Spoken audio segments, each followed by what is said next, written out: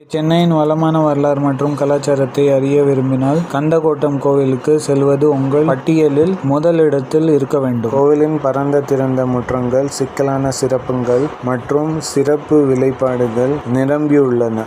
அதே நேரத்தில் ரத்தனமுள்ள கருவறைகள் கோவிலின் முதன்மைக கடவுளாக முருகனின் சிலைகளை அழகாக அலங்கரிக்கின்றனர். சென்னையில் உள்ள கந்தக்கோட்டம் கோவில் தமிழ் இந்துக்களுக்கு ஒரு குறிப்பிட்டதாக மத தலங்களும் மேலும் அதன் வரலாறு பல நூற்றாண்டுகளுக்கு நீண்டுள்ளது. 1ஆம் நூற்றாண்டு ஏடியில் இப்பகுதியில் ஆண்டு சோழன் மன்னன் கரிகாலனால் கட்டப்பட்டுள்ளது. கோவிலின் பேரு தமிழ் வார்த்தைகளான கந்த என்பதிலிருந்து பெயர்பட்டது முருகன் மற்றும் கோட்டயம் என்று பொருள்படும் கோட்டை. கோவிலில் சுற்றியுள்ள பகுதிகளுக்கு ஒரு பாதுகாப்பு கோட்டையாக நம்பப்படுகிறது. 16ஆம் நூற்றாண்டில் விஜயநகர பேரரசின் ஆதரவின் கீழ் புதுப்பித்தல் மற்றும் மறுசீரமைப்புகள் நடந்தன. கந்தக்கோட்டம் கோயிலில் முக்கியமான